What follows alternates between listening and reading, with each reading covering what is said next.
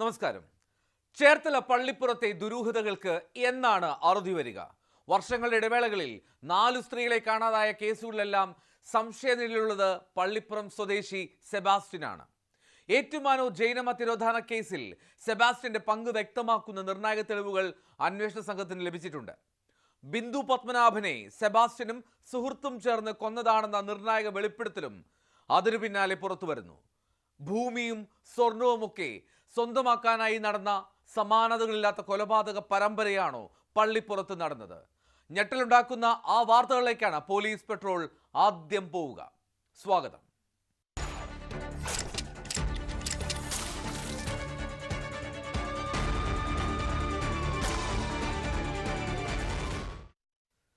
ചേർത്തലയിലെ ബിന്ദു പത്മനാഭൻ തിരോധാന കേസിൽ നിർണായക വഴിത്തിരിവ്. സെബാസ്റ്റ്യനും സുഹൃത്ത് ഫ്രാങ്ക്ലിനും ചേർന്ന് ബിന്ദു പത്മനാഭനെ കൊലപ്പെടുത്തിയെന്ന കടക്കരപ്പള്ളിയിലെ ദല്ലാളുടെ ശബ്ദരേഖ ന്യൂസ് 18 പുറത്തുവിട്ടു. ബിന്ദുവിന്റെ വീട് വിറ്റ ദല്ലാൾ സോഡാ പൊന്നപ്പനും കടക്കരപ്പള്ളി സ്വദേശി ശശികലയും തമ്മിൽ 4 വർഷം മുമ്പ് നടന്ന സംഭാഷണമാണിത്. സോഡാ പൊന്നപ്പനും ഫ്രാങ്ക്ലിനും ഇക്കാര്യം സ്ഥിരീകരിച്ചുവെന്നും ശശികല ന്യൂസ് 18നോട് വെളിപ്പെടുത്തി. സംഭവത്തിൽ ശശികലയുടെ മൊഴി ക്രൈംബ്രാഞ്ച് രേഖപ്പെടുത്തിയിട്ടുണ്ട്. ബിന്ദുവിനെ കൊന്നതാണെന്ന് പറയുന്ന ശബ്ദരേഖയും ക്രൈംബ്രാഞ്ച് പരിശോധിക്കുകയാണ്. News 18 exclusive.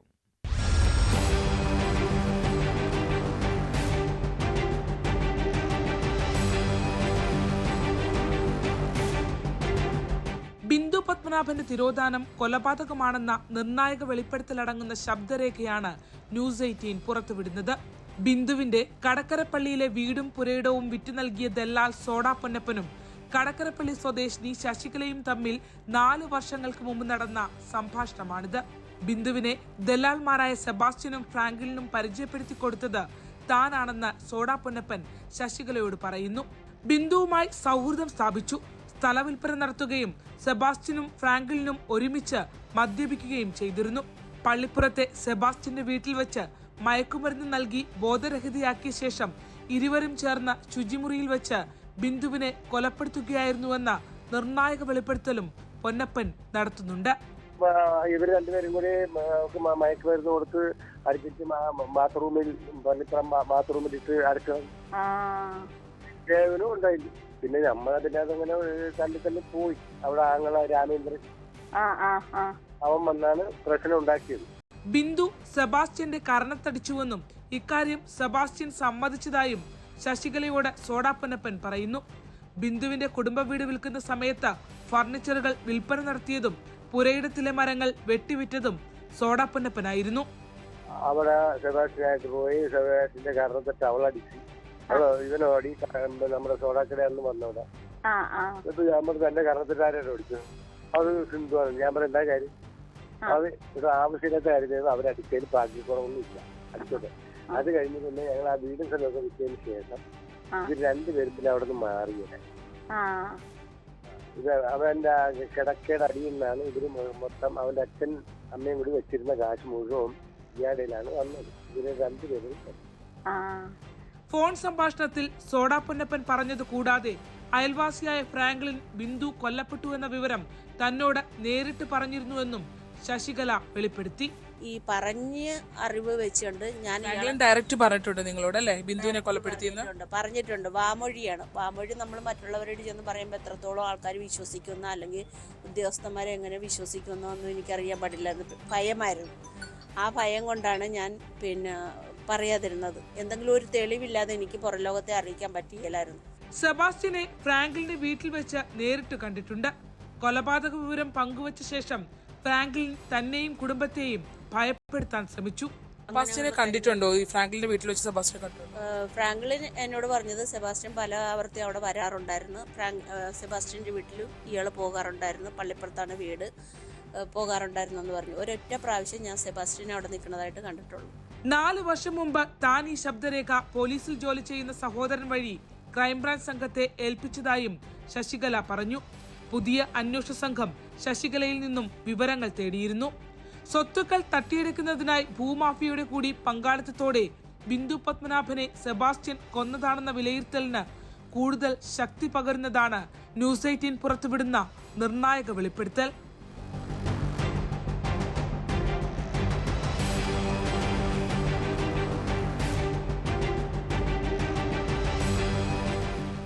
ചേർത്തലയിൽ നിന്നും ശരണ്യ സ്നേഹജൻ, ന്യൂസ് 18.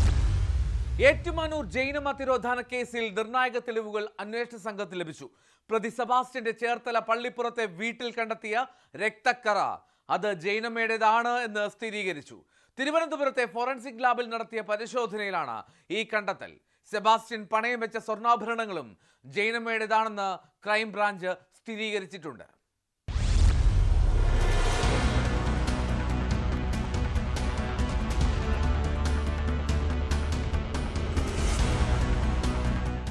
ശാസ്ത്രീയ പരിശോധനകൾ കേന്ദ്രീകരിച്ചുകൊണ്ടാണ് ജൈനമ്മ തിരോധാന കേസിൽ അന്വേഷണ സംഘം മുന്നോട്ട് പോയിരുന്നത്. ഈ ഒരു ഘട്ടത്തിലാണ് അതിൽ വളരെ നിർണായകമായ ഒരു തെളിവ് അന്വേഷണ സംഘത്തിന് ലഭിച്ചിരിക്കുന്നത് എന്നുള്ളതാണ് ഏറ്റവും ശ്രദ്ധേയമായിട്ടുള്ളത്.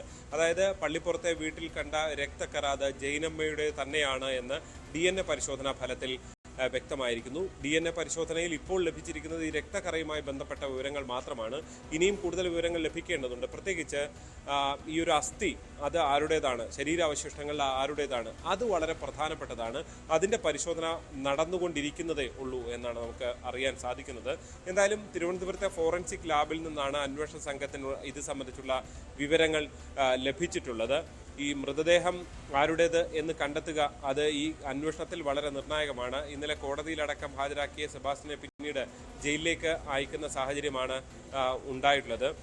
എന്തായാലും നിരവധി അവിടെ നിന്ന് കിട്ടിയ പല ബന്ധുക്കളുടേതടക്കം സാമ്പിളുകൾ എടുത്തുകൊണ്ടാണ് DNA പരിശോധനയ്ക്ക് തിരുവനന്തപുരത്തേക്ക് അയച്ചിരുന്നത്. ഇതിലും കൂടുതൽ ഈ ശരീരാവശിഷ്ടങ്ങളുടെ അടക്കം തെളിവുകൾ ലഭിക്കണം ഈ കേസിൽ വളരെ പ്രധാനപ്പെട്ടതായി. അതുകൊണ്ട് തന്നെ അതിനുവേണ്ടിയുള്ള കാത്തിരിപ്പിലാണ് കോട്ടയത്തെ അന്വേഷണ സംഘം ഉള്ളത്.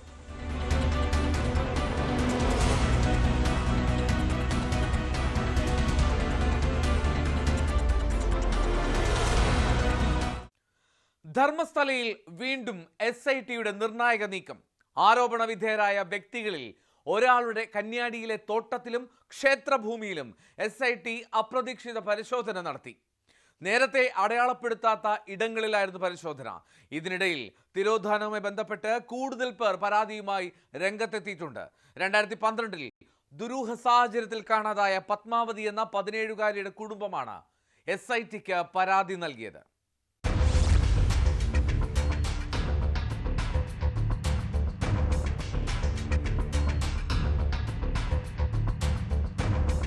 ധർമ്മസ്ഥല കൂട്ടക്കൊലപാതക കേസിൽ SITയുടെ അപ്രതീക്ഷിത നീക്കങ്ങൾ തുടരുകയാണ്. 13-ാം പോയിന്റിൽ പരിശോധന ഉണ്ടാകുമെന്നായിരുന്നു അറിയിപ്പെങ്കിലും സർപ്രൈസ് സ്പോട്ടിലാണ് ഒടുവിൽ പരിശോധന നടത്തിയത്. കേസിലെ സാക്ഷിയായ ശുചീകരണ തൊഴിലാളിയുമായി എത്തിയ SIT സംഘം പ്രദേശത്ത് JCB ഉപയോഗിച്ച് മണ്ണ് നീക്കി പരിശോധന നടത്തി. ആരോപണ വിധേയരായ വ്യക്തികളിൽ ഒരാളുടെ ഉടമസ്ഥയിലുള്ള എസ്റ്റേറ്റാണിത്. കോടതി അനുമതിയോടെയായിരുന്നു പരിശോധന. 1-ാം ഘട്ട പരിശോധന പൂർത്തിയാക്കി കോടതിയിൽ റിപ്പോർട്ട് സമർപ്പിക്കാൻ ഒരുങ്ങവെയാണ് SITയുടെ ഈ നിർണായക നീക്കം. അടയാളപ്പെടുത്താത്ത സ്ഥലത്ത് അപ്രതീക്ഷിതമായി നടന്ന പരിശോധനയിൽ കൂടുതൽ തെളിവുകൾ ലഭിച്ചിട്ടുണ്ടോ എന്ന വിവരം SIT പുറത്തുവിട്ടിട്ടില്ല.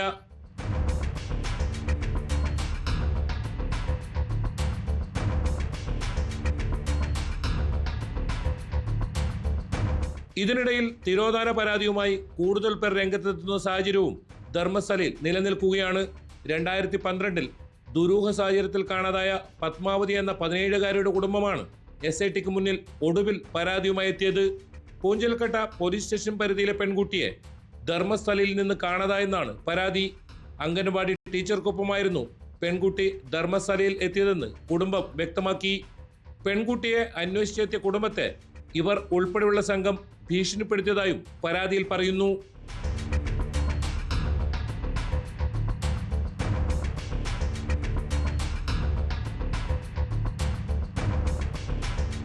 അതേസമയം ധർമ്മസ്ഥലയിൽ നിന്ന് കാണാതായ MBBS വിദ്യാർത്ഥിനി അനന്യ ഭട്ടിന്റെ അമ്മ സുജാത ഭട്ടിനെ അപകീർത്തിപ്പെടുത്തുന്ന തരത്തിൽ വാർത്ത നൽകിയ കന്നഡ ചാനലിനെതിരെയും പ്രതിഷേധം ശക്തമായിട്ടുണ്ട്.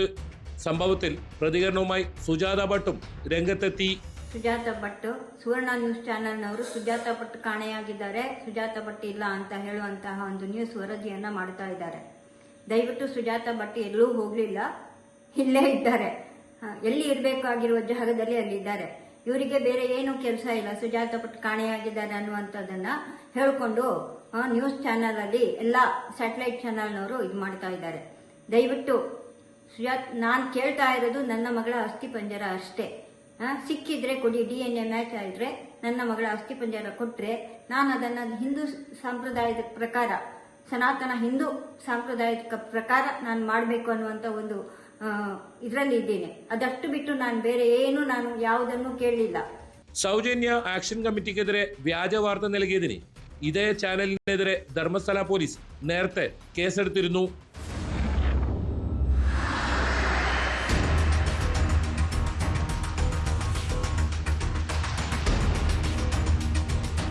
ന്യൂസ് 18 ധർമ്മസ്ഥല.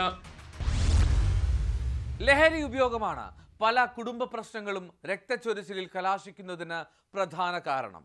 തിരുവനന്തപുരം നേമം കല്ലിയൂരിൽ ഭർത്താവ് ഭാര്യയെ വെട്ടിക്കൊന്നതും മദ്യലഹരിയിലാണ്. പഞ്ചായത്തിലെ ഹരിതകർമ്മ സേനാംഗമായ ബിൻസിയാണ് കൊല്ലപ്പെട്ടത്. സംഭവത്തിൽ ഭർത്താവ് സുനിലിനെ പോലീസ് കസ്റ്റഡിയിലെടുത്തു. രാത്രി ബിൻസി ആരോടോ ഫോണിൽ സംസാരിച്ചതാണ് പ്രകോപനത്തിന് കാരണമെന്ന് സുനിൽ നേമം പോലീസിന് മൊഴി നൽകി.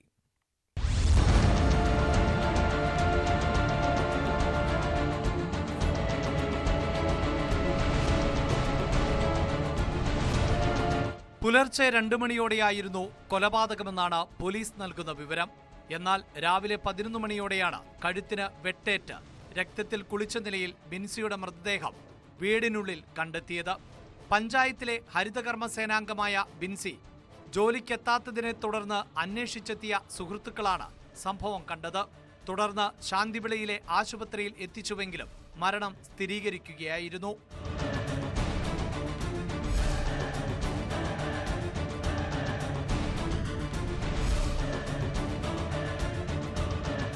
നിർമ്മാണ തൊഴിലാളിയായ സുനിൽ സ്ഥിരം മദ്യപാനിയാണ്. ബുധനാഴ്ച രാത്രി സുനിൽ മദ്യപിച്ചെത്തുകയും വഴക്കുണ്ടാക്കുകയും ചെയ്തിരുന്നതായാണ് വിവരം. രാത്രി ബിൻസി ആരോടോ ഫോണിൽ സംസാരിച്ചതാണ് പ്രകോപന കാരണമെന്ന് സുനിൽ നേമം പോലീസിന് മൊഴി നൽകി. ബിൻസിയുടെ മൃതദേഹം പോസ്റ്റ്മോർട്ടത്തിനായി തിരുവനന്തപുരം മെഡിക്കൽ കോളേജ് ആശുപത്രിയിലേക്ക് മാറ്റി. സുനിലിനെ വിശദമായി ചോദ്യം ചെയ്ത ശേഷം അറസ്റ്റ് രേഖപ്പെടുത്തി കോടതിയിൽ ഹാജരാക്കുമെന്ന് പോലീസ് പറഞ്ഞു.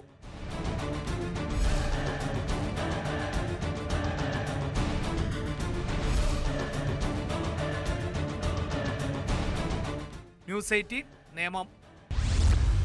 കോതമംഗലത്ത് TTA വിദ്യാർത്ഥിനി ആത്മഹത്യ ചെയ്ത സംഭവത്തിൽ പ്രതി റമീസിന്റെ മാതാപിതാക്കൾക്കെതിരെ ആത്മഹത്യാ പ്രേരണ കുറ്റം ചുമത്തി. ഇരുവരും ഒളിവിലാണ്. ഇവർക്കെതിരെ അന്വേഷണം ഊർജിതമാക്കിയതായി പോലീസ് അറിയിച്ചു. റമീസിന്റെ സുഹൃത്ത് സഹദിനെയും കേസിൽ പ്രതി ചേർത്തിട്ടുണ്ട്.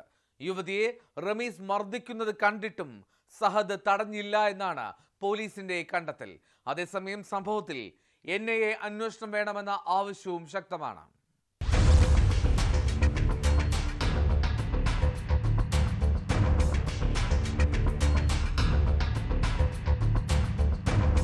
ഇരുപത്തിമൂന്നുകാരിയുടെ ആത്മഹത്യയെക്കുറിപ്പിൽ ആൺ സുഹൃത്ത് റമീസിന്റെ മാതാപിതാക്കൾ എന്നിവരെക്കുറിച്ച് പരാമർശമുണ്ടായിരുന്നു.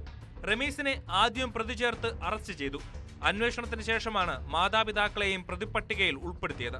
ആത്മഹത്യാ പ്രേരണ കുറ്റമാണ് ഇരുവർക്കുമെതിരെ ചുമത്തിയിട്ടുള്ളത്. പിതാവ് റഹീം 2ാം പ്രതിയും മാതാവ് ഷരീഫ 3ാം പ്രതിയുമാണ്. ഇരുവരെയും അന്വേഷിച്ച് പലതവണ അന്വേഷണ സംഘം വീട്ടിലെത്തിയെങ്കിലും കണ്ടെത്താനായില്ല. ഒളിവിൽ പോയ ഇവരെ അറസ്റ്റ് ചെയ്യാനുള്ള നീക്കത്തിലാണ് പ്രത്യേക അന്വേഷണ സംഘം. യുവതിയുടെയും റമീസിന്റെയും സുഹൃത്ത് സഹദിനെയും കേസിൽ പ്രതി ചേർത്തു. സഹദിന്റെ സാന്നിധ്യത്തിൽ യുവതിയെ റമീസ് മർദ്ദിച്ചിരുന്നു. ഇത് കണ്ടിട്ടും സഹദ് തടഞ്ഞില്ലെന്നാണ് കണ്ടെത്തൽ. സഹദിനെ പ്രത്യേക അന്വേഷണ സംഘം ഉടൻ ചോദ്യം ചെയ്യും.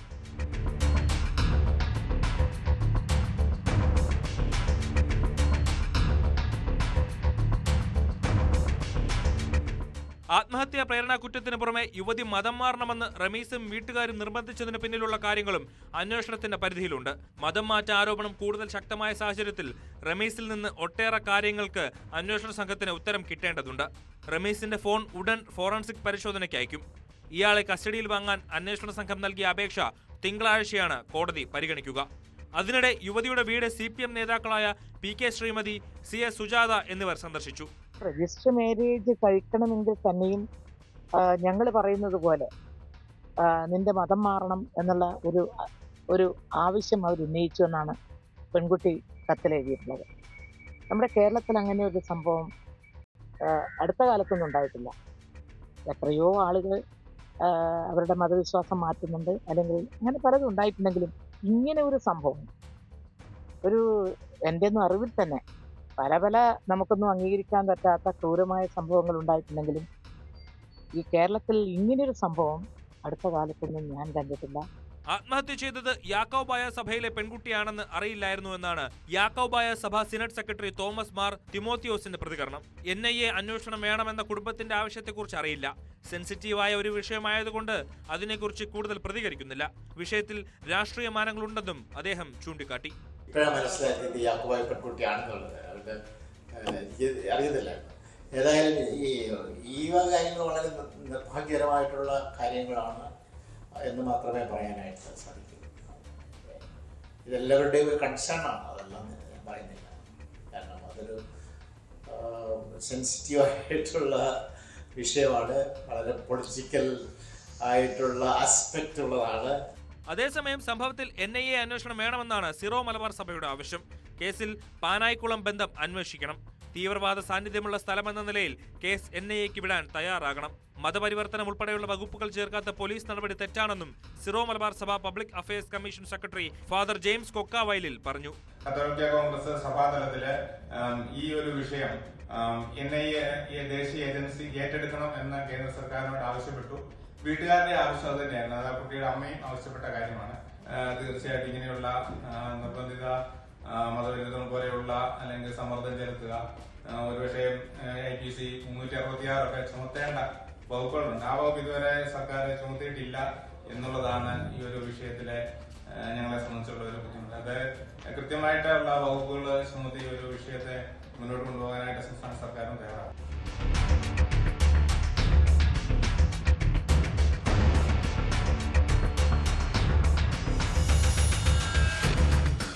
വിവിധ ബ്യൂറോകൾക്കൊപ്പം news desk news 18. Palakkad Pothundi ഇരട്ടക്കൊലക്കേസ് പ്രതി ചെന്താമര ഇന്നും നാടിന് പേടി സ്വപ്നമാണ്. തന്റെ കുടുംബം തകർത്തെന്ന സംശയത്തിൽ 3 പേരുടെ ജീവനെടുത്ത ചെന്താമര ഇനിയും കൊലക്കത്തിയെടുക്കുമെന്നാണ് ഭീഷണി മുഴക്കുന്നത്. വിചാരണയ്ക്കായി കോടതിയിൽ ഹാജരാക്കിയപ്പോഴായിരുന്നു ചെന്താമരയുടെ ഈ കൊലവിളി. തന്റെ കുടുംബം നശിപ്പിച്ച ആരെയും വെറുതെ വിടില്ലെന്ന് ചെന്താമര പറയുന്നു.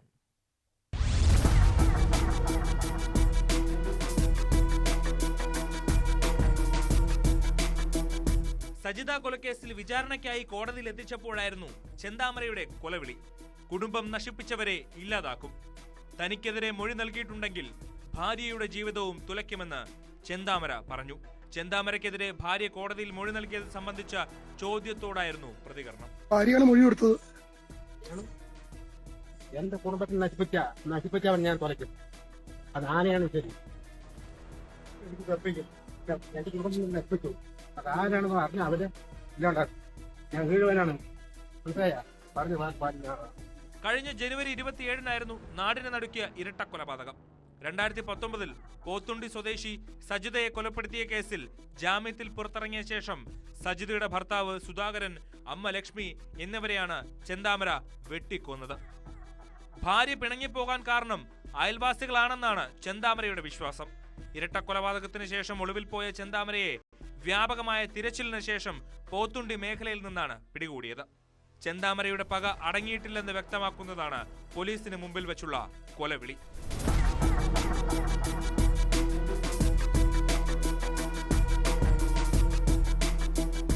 ന്യൂസ് 18 പാലക്കാട്. മലപ്പുറം പാണ്ടിക്കാട്ടെ പ്രവാസി വ്യവസായി ഷമീറിനെ തട്ടിക്കൊണ്ടുപോയ സംഘത്തെ പോലീസ് കൊല്ലം അഞ്ചലിൽ വെച്ച് പിടികൂടിയത് അതിസാഹസികമായിട്ടാണ്.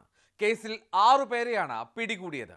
ചാവക്കാട് സ്വദേശികളായ ഹംഷീർ, മുസ്തഫ, ഷംസീർ, കൊല്ലം സ്വദേശിയായ മുഹമ്മദ് നൈഫ്, ഷഹീർ, പൊന്നാനി വെളിയങ്കോട് സ്വദേശി അഫ്സൽ എന്നിവരാണ് പിടിയിലായത്. ഹംഷീറിനെ ജോലിയിൽ നിന്ന് പിരിച്ചുവിട്ടതിന്റെ വൈരാഗ്യമാണ് ഈ തട്ടിക്കൊണ്ടുപോകലിന് പിന്നിലെന്നാണ് പോലീസിന്റെ പ്രാഥമിക നിഗമനം.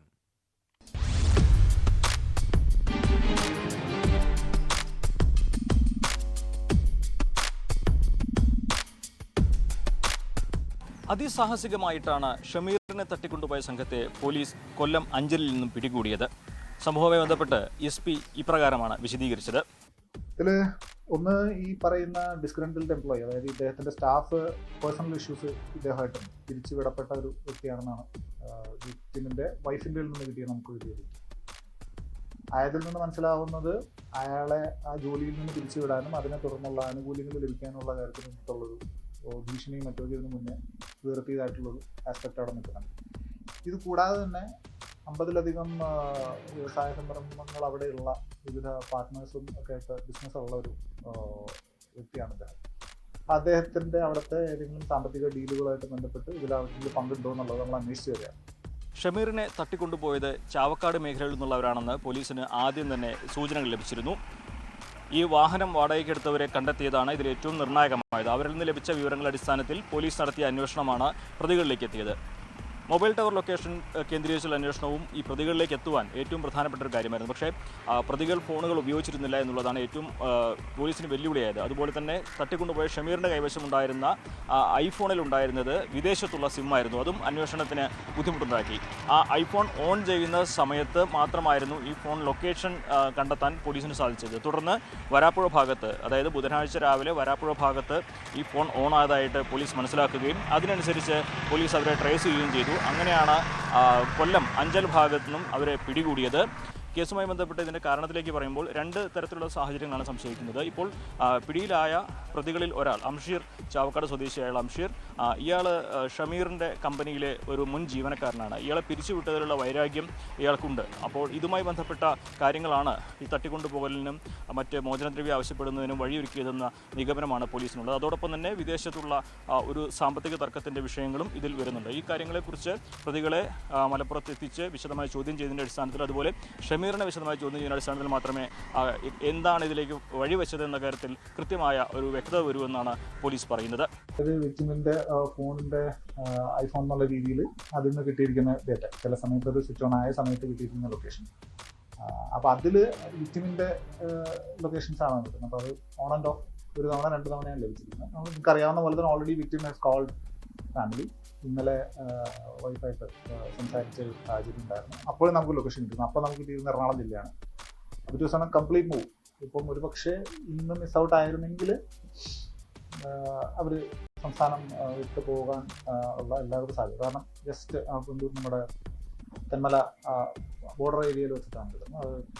അതിസാഹസികമായിട്ടായിരുന്നു പോലീസിൻ്റെ ഈ നീക്കങ്ങൾ. കാരണം മൊബൈൽ ടവർ ലൊക്കേഷൻ വളരെ കുറച്ച് സമയം മാത്രമായിരുന്നു പോലീസിന് പിന്തുടരാൻ സാധിച്ചത്. ഒപ്പം തന്നെ ഈ കേസിൽ ഉൾപ്പെട്ട എല്ലാവരും ചാവക്കാട് സ്വദേശികളാണ് എന്നതും ഈ ചാവക്കാട് കേന്ദ്രീകരിച്ച് നടത്തിയ അന്വേഷണത്തിൽ ഇവരെക്കുറിച്ച് വിശദമായ വിവരങ്ങൾ അറിയാൻ കഴിഞ്ഞതും കേസിൽ നിർണായകമായി.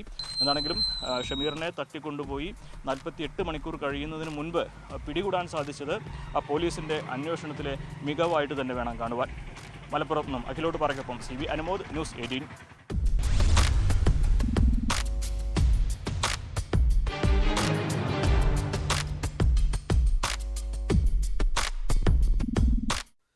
എറണാകുളം തൃക്കാക്കരയിലെ കൊച്ചിൻ പബ്ലിക് സ്കൂളിൽ വിദ്യാർത്ഥിയോട് ക്രൂരത.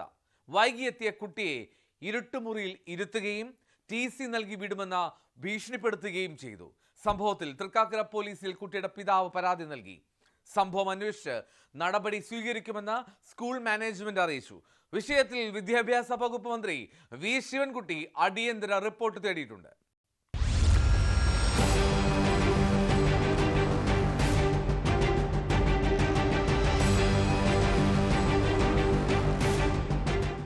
തൃക്കാക്കര കൊച്ചിൻ പബ്ലിക് സ്കൂളിൽ 5ാം ക്ലാസ്സിൽ പഠിക്കുന്ന വിദ്യാർത്ഥിയോടായിരുന്നു സ്കൂൾ അധികൃതരുടെ ക്രൂരത. 8:30 ആരംഭിക്കുന്ന ക്ലാസ്സിലെത്താൻ 5 മിനിറ്റ് വൈകിയെന്നാരോപിച്ചാണ് കുട്ടിയെ ഇരുട്ടുമുറിയിൽ ഇരുത്തിയത്.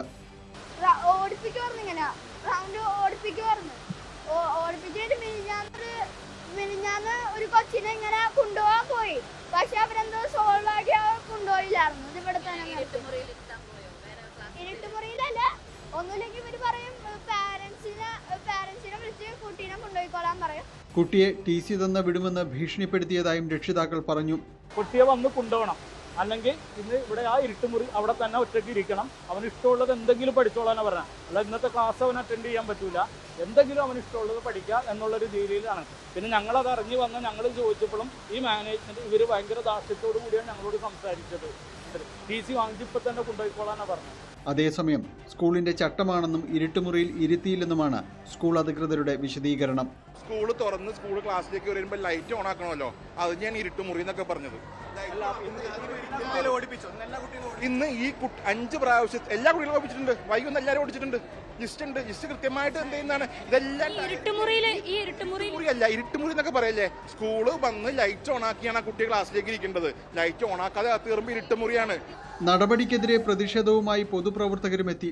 വൈകിയെത്തിയ കുട്ടിയെ സ്കൂൾ ഗ്രൗണ്ടിൽ 2 റൗണ്ട് ഓടിപ്പിച്ച ശേഷമാണ് ഇരുട്ടുമുറിയിൽ കൊണ്ടുപോയി ഇരുത്തിയെന്നാണ് പറയുന്നത്.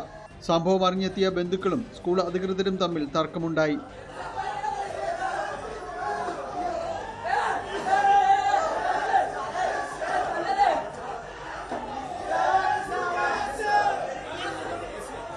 തൃക്കാക്കര പോലീസ് സ്ഥലത്തെത്തി ചർച്ച നടത്തി. സ്കൂൾ പ്രിൻസിപ്പളെ സസ്പെൻഡ് ചെയ്യണമെന്നാവശ്യപ്പെട്ട് കുട്ടിയുടെ പിതാവ് പോലീസിലും സ്കൂൾ മാനേജ്മെന്റിലും പരാതി നൽകി.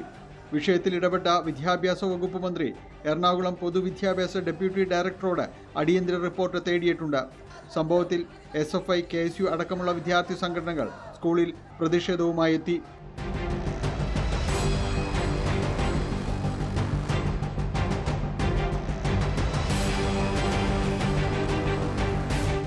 ന്യൂസ് 18 കൊച്ചി.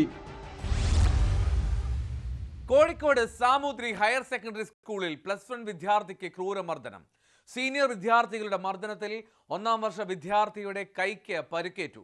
മറ്റൊരു വിദ്യാർത്ഥിയെ റാഗ് ചെയ്ത സംഭവത്തിൽ സസ്പെൻഷനിലാവുകയും കൗൺസിലിംഗിന് ശേഷം സ്കൂളിൽ തിരിച്ചെത്തുകയും ചെയ്ത കുട്ടികളാണ് വീണ്ടും റാഗിങ്ങിന് നേതൃത്വം നൽകിയത്.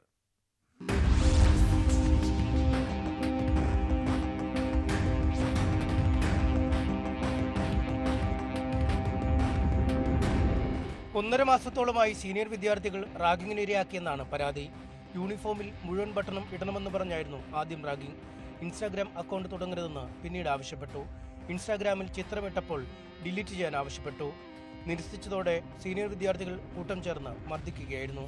ഇവര് ആദ്യമൊക്കെ പറഞ്ഞ് കുടുക്കിടണോ, ഷർട്ടിന്റെ ബട്ടൺസ് ഫുള്ളിടണോ, നമ്മളെ ബഹുമാനം കാട്ടണമെന്നൊക്കെ പറഞ്ഞ് അതൊക്കെ നമ്മൾ തമാശാക്കി എടുത്ത്. അത് കഴിഞ്ഞ് പിന്നെ ഇപ്പോൾ ഇൻസ്റ്റാഗ്രാം അക്കൗണ്ട് തുടങ്ങി. അപ്പോൾ അക്കൗണ്ട് പറ്റില്ല, നിങ്ങൾ അക്കൗണ്ട് തുടങ്ങണ്ട, നമ്മളൊക്കെ പോയിട്ട് തുടങ്ങിയാൽ മതി എന്ന് പറഞ്ഞ്. അപ്പോൾ ഞാൻ പറഞ്ഞു കഴിയില്ല, ഇൻസ്റ്റാഗ്രാം അക്കൗണ്ട് അങ്ങനെ തന്നെ ഉണ്ടാവും എന്ന് പറഞ്ഞു. അപ്പോൾ അത് പറഞ്ഞത് ഇവർക്ക് ഇഷ്ടമില്ല. കോഴിക്കോട് ബീച്ച് ആശുപത്രിയിൽ ചികിത്സ തേടിയ വിദ്യാർത്ഥി സ്കൂളിലും പോലീസിലും പരാതി നൽകി. അധ്യാപകരോട് റാഗിങ്ങിനെ പറ്റി പരാതി പറഞ്ഞെങ്കിലും അവഗണിച്ചതായും വിദ്യാർത്ഥിയുടെ സഹോദരൻ പറഞ്ഞു. 2-3 പ്രാവശ്യം വന്നപ്പോൾ സ്കൂളിൻ്റെ ഭാഗത്തുനിന്ന് പറഞ്ഞു. അവരെ നേരെ ഇതിന് മുന്നേ ഇവനെ അടിച്ച വിദ്യാർത്ഥികളെ ജുവനൈൽ ഹോമിലേക്ക് പോലീസുകാർ കൊണ്ടുപോയി ചെയ്തിട്ടുണ്ട്. അവിടുന്ന് കൗൺസിലിംഗ് കൊടുത്തിട്ടുണ്ട്. അങ്ങനെ ഒരു 2 ആഴ്ചത്തോളം ഇവർക്ക് സസ്പെൻഷൻ കൊടുത്തതിന് ശേഷമാണ് ഇവർ ഈ അടുത്ത് വന്നിട്ടുള്ളൂ. 2-3 ദിവസമായിട്ട് വന്നിട്ടുള്ളൂ. അതിന് ശേഷമാണ് ഒന്നുകൂടി ഇവരെ ഈ ഒരു പ്രശ്നം വന്നത്. മറ്റൊരു വിദ്യാർത്ഥിയെ റാഗ് ചെയ്തതിന് ഇതേ വിദ്യാർത്ഥികൾ നേരത്തെ സസ്പെൻഷനിലായിരുന്നു. കൗൺസിലിംഗിന് ശേഷം കഴിഞ്ഞ ദിവസമാണ് സ്കൂളിൽ തിരികെ പ്രവേശിച്ചത്. ആന്റി റാഗിംഗ് കമ്മിറ്റി വിദ്യാർത്ഥിയുടെ പരാതി പരിശോധിച്ച് പോലീസിന് റിപ്പോർട്ട് നൽകുമെന്ന് സ്കൂൾ അധികൃതർ വ്യക്തമാക്കി.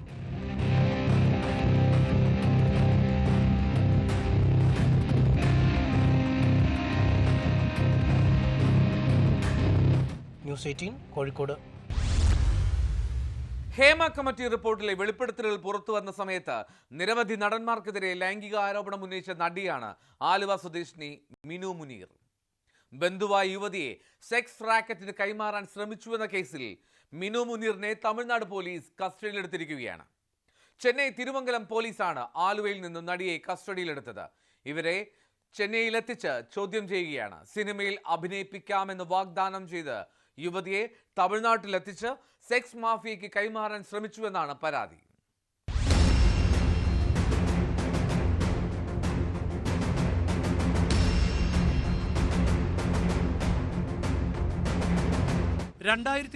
ാണ് കേസിനാസ്പദമായ സംഭവം. ബന്ധുവായ യുവതിയെ സിനിമയിൽ അഭിനയിപ്പിക്കാമെന്ന് വാഗ്ദാനം ചെയ്ത് തമിഴ്നാട്ടിലെത്തിച്ച സെക്സ് മാഫിയയ്ക്ക് കൈമാറാൻ ശ്രമിച്ചുവെന്നാണ് പരാതി. സംഭവത്തിൽ ചെന്നൈ തിരുമംഗലം പോലീസാണ് കേസെടുത്തത്. ബുധനാഴ്ച രാത്രി ആലുവയിൽ നിന്നാണ് നടിയെ കസ്റ്റഡിയിലെടുത്തത്. ആലുവയിൽ ഉണ്ട് എന്ന രഹസ്യവിവരത്തിന്റെ അടിസ്ഥാനത്തിലാണ് പോലീസ് ഇവരെ പിടികൂടിയത്. ഇവരെ ചെന്നൈയിൽ എത്തിച്ച് ചോദ്യം ചെയ്തു വരികയാണ്.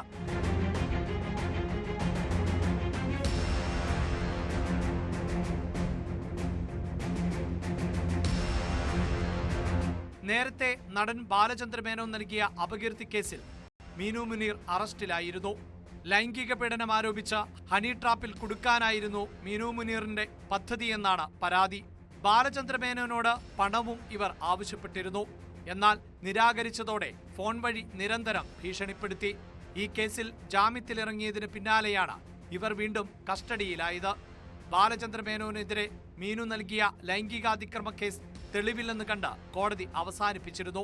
ബാലചന്ദ്ര മേനോനെ ഭീഷണിപ്പെടുത്തി പണം തട്ടാൻ ശ്രമിച്ച കേസിൽ മീനു മുനീറിന്റെ അഭിഭാഷകനും കഴിഞ്ഞയാഴ്ച അറസ്റ്റിലായിരുന്നു.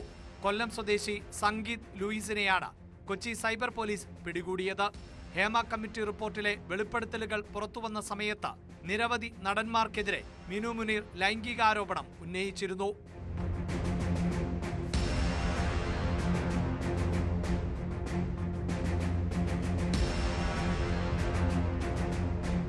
ന്യൂസ് 18 കൊച്ചി. നടൻ വിനായകനെതിരെ കേസെടുക്കാൻ സംസ്ഥാന വനിതാ കമ്മീഷന്റെ നിർദ്ദേശം. സംസ്ഥാന പോലീസ് മേധാവിക്കാണ് കമ്മീഷൻ നിർദ്ദേശം നൽകിയത്. News 18 deputy news editor Aparna കുറുപ്പിനെതിരായ അസഭ്യവർഷത്തിലാണ് വനിതാ കമ്മീഷന്റെ ഇടപെടൽ.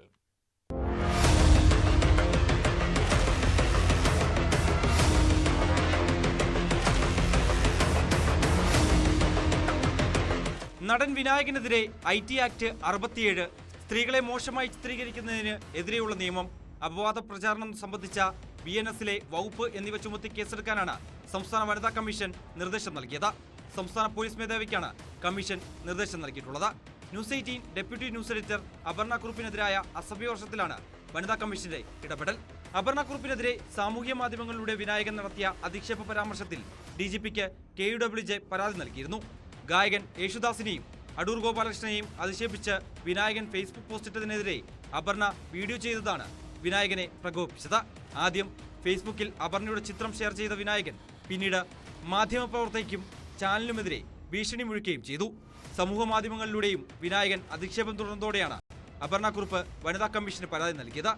അതേസമയം സമൂഹ മാധ്യമങ്ങളിൽ തുടർച്ചയായി അധിക്ഷേപ പോസ്റ്റുകൾ ഇട്ടെന്ന പരാതിയിൽ വിനായകനെ കഴിഞ്ഞ ദിവസം പോലീസ് ചോദ്യം ചെയ്ത് വിട്ടയച്ചിരുന്നു. ഫേസ്ബുക്കിൽ കവിത എഴുതിയതാണെന്ന വിശദീകരണമാണ് വിനായകൻ പോലീസിന് നൽകിയത്. തുടർന്നാണ് കേസെടുക്കാൻ വകുപ്പില്ലെന്ന് കണ്ട് വിനായകനെ കൊച്ചി സൈബർ പോലീസ് വിട്ടയച്ചത്. PS അച്യുതാനന്ദൻ മരിച്ച ദിവസം കോൺഗ്രസ് നേതാക്കൾക്കെതിരെ ഇട്ട പോസ്റ്റ് സംബന്ധിച്ച് യൂത്ത് കോൺഗ്രസ് നേതാവ് ജിസോ ജോസഫ് നൽകിയ പരാതിയിലായിരുന്നു ചോദ്യം ചെയ്യൽ.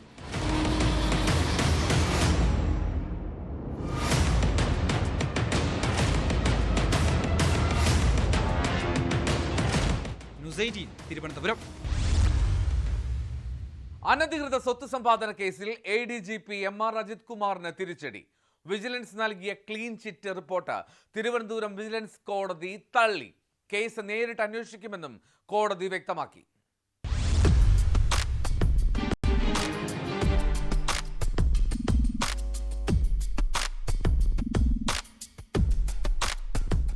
അനധികൃത സ്വത്ത് സമ്പാദന കേസിൽ ADGP MR അജിത് കുമാറിന് ക്ലീൻ ചിറ്റ് നൽകിക്കൊണ്ട് വിജിലൻസ് കോടതിയിൽ സമർപ്പിച്ച റിപ്പോർട്ട് ചോദ്യം ചെയ്തുകൊണ്ട് നെയ്യാറ്റിങ്കര സ്വദേശി സമർപ്പിച്ച ഹർജി പരിഗണിക്കവെയാണ് MR അജിത് കുമാറിന് വലിയ തിരിച്ചടിയാകുന്ന വിധി കോടതിയുടെ ഭാഗത്ത് നിന്ന് ഉണ്ടായിരിക്കുന്നത്. കോടതിയുടെ നേരിട്ടുള്ള മേൽനോട്ടത്തിൽ ഈ കേസിന്റെ തുടരന്വേഷണം നടക്കും. അജിത് കുമാറിനെതിരെ പ്രധാനമായി 2 ആരോപണങ്ങളായിരുന്നു ഉയർന്നത്. അതിലൊന്ന് കവടിയാറിൽ രാജകുടുംബാംഗത്തിന്റെ കയ്യിൽ നിന്ന് സ്ഥലം വാങ്ങി അവിടെ ആഡംബര വസതി നിർമ്മിക്കുന്നു. അതോടൊപ്പം 23 ലക്ഷം രൂപയ്ക്ക് ഫ്ളാറ്റ് വാങ്ങി അത് 65 ലക്ഷം രൂപയ്ക്ക് മറിച്ച് വിറ്റ് കള്ളപ്പണം വെളുപ്പിക്കാനുള്ള നീക്കം നടന്നു. ഇങ്ങനെ നിരവധി ആരോപണങ്ങൾ ഈ ഹർജിക്കാരൻ ഹർജിയിൽ ചൂണ്ടിക്കാട്ടിയിട്ടുണ്ടായിരുന്നു. ഇതുമായി ബന്ധപ്പെട്ട് കീഴുദ്യോഗസ്ഥർ തന്നെ, അതായത് MR അജിത് കുമാറിന്റെ കീഴുദ്യോഗസ്ഥർ തന്നെയാണ് കേസുമായി ബന്ധപ്പെട്ട അന്വേഷണം നടത്തിയത്. അദ്ദേഹത്തിന്റെ സ്വത്ത് വിവരങ്ങൾ സംബന്ധിച്ച് മതിയായ പരിശോധനകൾ നടത്താതെയാണ് ഈ ക്ലീൻ ചിറ്റ് റിപ്പോർട്ട് കോടതിയിൽ സമർപ്പിച്ചത് എന്നും ഹർജിക്കാരൻ ഈ ഹർജിയിൽ വാദമുന്നയിച്ചിരുന്നു. ആ കാര്യങ്ങൾ മുഖ്യവിലക്കെടുത്തുകൊണ്ടാണ് കോടതിയുടെ ഭാഗത്ത് നിന്ന് നിർണായകമായ ഒരു ഉത്തരവുണ്ടായിരിക്കുന്നത്. വിശദമായ മൊഴിയെടുപ്പ് അടക്കം, അതായത് ഈ ഹർജി നൽകിയ നാഗരാജിന്റെ ഭാഗത്തു നിന്നടക്കം വിശദമായ മൊഴി കോടതി രേഖപ്പെടുത്തും. വിജിലൻസ് ഇനി സംസ്ഥാന സർക്കാരിന്റെ പോലീസ് വിജിലൻസ് അന്വേഷിക്കേണ്ട, ഇനി കോടതി നേരിട്ട് അന്വേഷിക്കാമെന്ന് പറഞ്ഞാണ് ഇന്നത്തെ കോടതിയുടെ ഉത്തരവ്. ഇത് സർക്കാരിനേറ്റ കനത്ത തിരിച്ചടിയാണ്. കാരണം ഈ കേസ് ഒരിക്കലും കോടതിയിലെത്തില്ല എന്ന് കരുതിയ സർക്കാരിനുള്ള തിരിച്ചടിയാണിത്. കാരണം ഇവർ നവംബറിൽ തന്നെ ഇദ്ദേഹത്തിന് DGP പദവി ലഭിക്കാൻ വേണ്ടി ക്ലീൻ ചിറ്റ് നൽകിക്കൊണ്ട് റിപ്പോർട്ട് സർക്കാർ കൊടുത്തു കഴിഞ്ഞു. എന്നിട്ടും വിജിലൻസ് കോടതിയിൽ അവർ സമയം ചോദിച്ചുകൊണ്ട് ഞങ്ങൾക്ക് ഇനി അന്വേഷണം പൂർത്തിയാക്കാൻ സമയം വേണം. കാരണം ഇവർക്ക് എങ്ങനെ ഇദ്ദേഹത്തിന് DGP പദവി കൊടുത്ത ശേഷം അതിനാണ് ഇത് നോക്കിക്കൊണ്ടിരുന്നത്. അപ്പോൾ അത് കോടതിയുടെ ഇടപെടലോടുകൂടി അത് നടക്കാതെ പോയിരിക്കുകയാണ്. കാരണം കോടതി നേരിട്ട് ഇനി അന്വേഷിക്കാമെന്ന് പറഞ്ഞിരിക്കുകയാണ്. കാരണം ഒരു ഫെയർ എൻക്വയറി നടത്തിയിട്ടില്ല എന്ന് കോടതി കണ്ടെത്തി കഴിഞ്ഞു. സർക്കാരിനെ സംബന്ധിച്ചും MR അജിത് കുമാറിനെ സംബന്ധിച്ചും വലിയ തിരിച്ചടിയായി മാറുന്ന ഒരു വിധിയാണ് വിജിലൻസ് കോടതിയുടെ ഭാഗത്ത് നിന്ന് ഇപ്പോൾ ഉണ്ടായിരിക്കുന്നത്.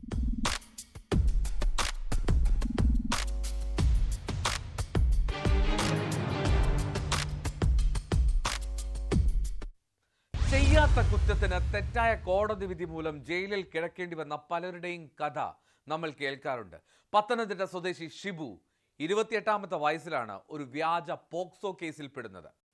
2014 തൊടുപുഴ പോലീസ് രജിസ്റ്റർ ചെയ്ത കേസിൽ 5 വർഷത്തിന് ശേഷം കോടതി ഷിബുവിന് ഇരട്ട ജീവപര്യന്തം ശിക്ഷ വിധിക്കുകയും ചെയ്തു.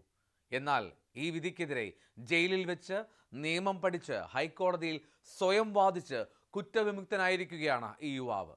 ജയിലിലെ ദുരനുഭവങ്ങളും സമൂഹത്തിൽ നിന്നുള്ള ഒറ്റപ്പെടലും കനൽ വഴികൾ താണ്ടിയുള്ള പോരാട്ടവും ഷിബു ന്യൂസ് 18നോട് പങ്കുവച്ചു.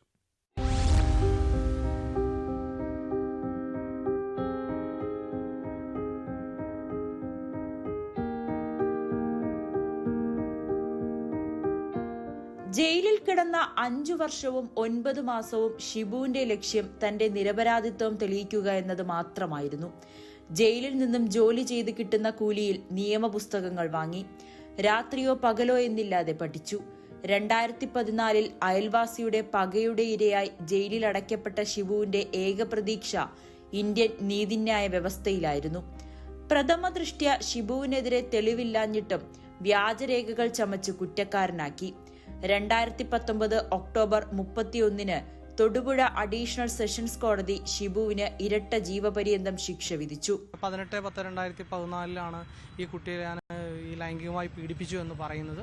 എന്നാൽ ഈ പറയുന്ന ദിവസത്തിന് ഒരു ദിവസം മുമ്പ് തന്നെ പരാതി ലഭിച്ചു എന്ന് പറയുന്നുണ്ട്. ഈ 18/10 രീതിയിലുണ്ടായ ഇതിൻ്റെ പരിണിത ഫലമായിട്ടുള്ള അസ്വസ്ഥതയാണ് ഈ പരാതിക്കിടയായ കാരണമെന്ന് പറയുന്നു.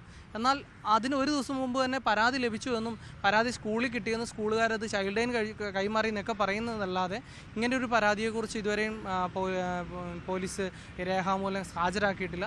വിയൂർ സെൻട്രൽ ജയിലിലായിരുന്ന ഷിബുവിനെ ഹൈ സെക്യൂരിറ്റി പ്രിസൺ തുറന്നതോടെ അങ്ങോട്ടേക്ക് മാറ്റി.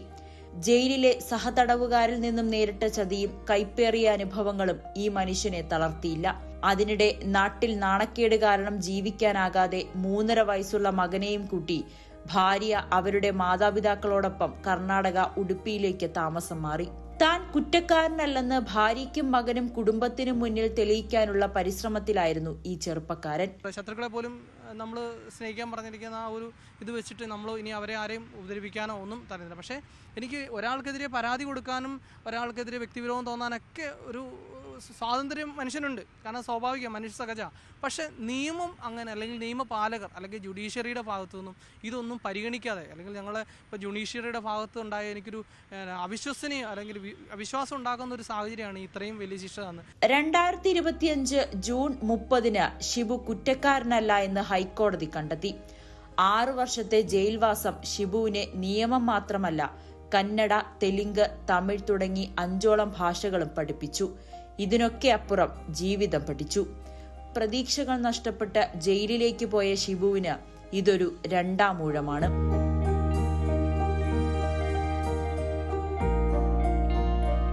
ന്യൂസ് 18 കൊച്ചി. തൊടുപുഴയിൽ വിവാഹ വാഗ്ദാനം നൽകി സ്വർണമാല കവർന്ന തമിഴ്നാട് സ്വദേശി പിടിയിലായി. തമിഴ്നാട് രാമനാഥപുരം സ്വദേശി കാർത്തിക് രാജാണ് തൊടുപുഴ പോലീസിന്റെ പിടിയിലായത്.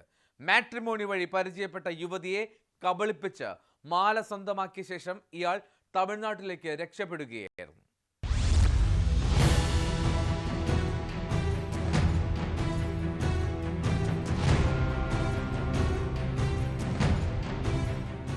തമിഴ് വംശജയായ വാഗമൺ സ്വദേശിനിയാണ് മോഷണത്തിനിരയായത്. മാട്രിമോണി വഴിയാണ് പ്രതിയെ ഇവർ പരിചയപ്പെടുന്നത്. അഭിലാഷ് എന്ന കള്ളപ്പേരിൽ ഡോക്ടർ എന്ന് പരിചയപ്പെടുത്തിയ പ്രതി കഴിഞ്ഞ 5-ാം തീയതി തൊടുപുഴയിലെത്തി യുവതിയെ സന്ദർശിച്ചു. തൊടുപുഴയിലെ വസ്ത്രശാലയിൽ വെച്ച് യുവതിക്ക് 5 പവൻ തൂക്കം വരുന്ന മുക്കുപണ്ടം കൊണ്ടുള്ള മാല സമ്മാനമായി നൽകി. പിന്നീട് യുവതിയുടെ കഴുത്തിലുണ്ടായിരുന്ന 2 പവന്റെ സ്വർണ്ണമാല സ്വന്തം കഴുത്തിലണിഞ്ഞു. മാലയുമായി യുവതിയുടെ കണ്ണു വെട്ടിച്ച് ഇയാൾ രക്ഷപ്പെടുകയായിരുന്നു. തൊടുപുഴ പോലീസ് നടത്തിയ അന്വേഷണത്തിലാണ് പ്രതിയെ തമിഴ്നാട് നാമക്കലിൽ നിന്ന് പിടികൂടുന്നത്? ഇയാൾ കഴിഞ്ഞ ഒരു വർഷമായിട്ട് തമിഴ്നാട്ടിൽ സമാനമായ കേസുകൾ ചെയ്തിട്ട് അവിടുത്തെ പോലീസ് അന്വേഷിച്ചുകൊണ്ടിരിക്കുന്ന ആളാണ്. അപ്പൊ ഇദ്ദേഹത്തിന്റെ സ്വന്തം ദേശം എന്ന് പറയുന്നത് നാമക്കൽ അല്ലെ, രാമനാഥപുരമാണ്. രാമനാഥപുരം. അപ്പൊ അതിന് തമിഴ്നാട്ടിൽ തന്നെ ഏകദേശം 6ഓളം സമാനമായ കേസുകൾ ഇദ്ദേഹത്തിനുണ്ട്. ഇയാള് ഇപ്പോ മാരീഡ് ആണ്. വൈഫിന്റെ അടുത്ത് പറഞ്ഞിരിക്കുന്നത് ബാങ്ക് ഉദ്യോഗസ്ഥനാണെന്നാണ്. തമിഴ്നാട്ടിൽ സമാനമായ കേസുകളിൽ പ്രതിയാണ് കാർത്തിക് രാജ്. മോഷണം നടത്തിയ പണം കൊണ്ട് ഓൺലൈൻ ഗെയിമിംഗും ആഡംബര ജീവിതവുമാണ് കാർത്തിക് രാജിന്റെ ശൈലി. പ്രതിയെ കോടതിയിൽ ഹാജരാക്കി റിമാൻഡ് ചെയ്യും. തമിഴ്നാട് പോലീസ് ആവശ്യപ്പെട്ടാൽ അവർക്ക് കൈമാറുന്ന കാര്യവും പരിഗണനയിലാണ്.